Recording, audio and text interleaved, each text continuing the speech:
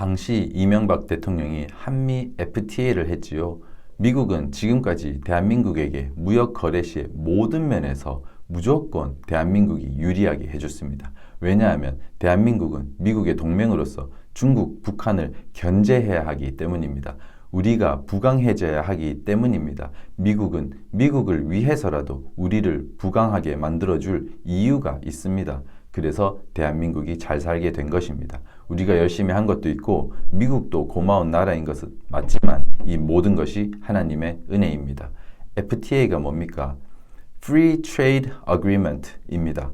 서로 무역 조건을 완화해서 거래를 활발히 해서 같이 잘 먹고 잘 살자는 것입니다. 너무 좋은 것입니다. 이명박 대통령이 너무너무 잘 하신 것입니다.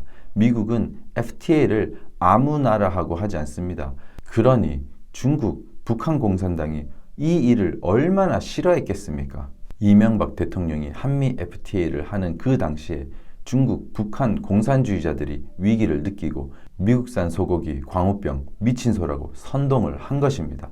다 거짓인 것이 이후에 드러났는데도 여전히 이상함을 못 느끼는 사람들이 너무 많습니다. 대한민국에서 최근 7년째 미국산 소고기가 압도적 1위고 점유율이 50%가 넘습니다. 맛있어요. 미국산 소고기 먹고 한 명도 광우병에 걸린 사람이 없습니다.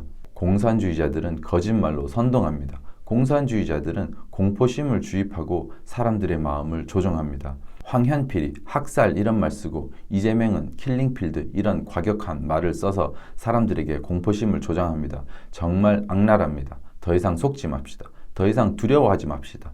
우리가 확실한 반공 사상을 가지고 미국과의 동맹을 굳건히 한다는 우리 국민들의 의식이 제일 중요합니다. 우리 국민들의 여론이 제일 중요합니다. 그러면 미국은 안심하고 우리와 함께 갈 것이고 협력을 할 것입니다. 미국에 대한 굴종적인 자세도 옳지 않습니다. 미국이 무조건 우리를 살려줘야 된다는 기대도 건강하지 않습니다. 먼저 우리가 담대하게 공산당과 맞서서 일어나는 마음이 우선입니다. 그래서 미국이 우리를 의지할 만하게 해야 합니다.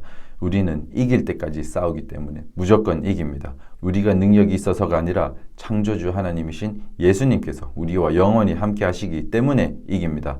의지의 대상은 미국이 아닙니다. 의지의 대상은 창조주이신 예수님밖에 없습니다. 그리고 이 두 가지를 절대 잊으면 안 됩니다. 첫 번째, 중국 간첩법을 개정해야 합니다. 중국 간첩 잡는 법을 민주당이 맡고 있습니다. 중국 간첩을 잡아야 합니다. 민주당이 중국 간첩 집단입니다. 두 번째, 선거 방식을 대만처럼 기계를 사용하지 않고 100% 수개표로 해야 합니다. 사전투표, 부재자 투표 없애야 합니다. 투표함을 옮기지 말아야 합니다. 이 두 가지는 대한민국 사람이라면 누구에게나 좌우를 가리지 않고 설득할 수 있는 내용입니다. 그리고 이 두 가지가 실현이 되면 중국 간첩을 위축시킬 수 있고 국회의원을 바꿀 수 있습니다. 중국 공산당으로부터 대한민국을 지킵시다.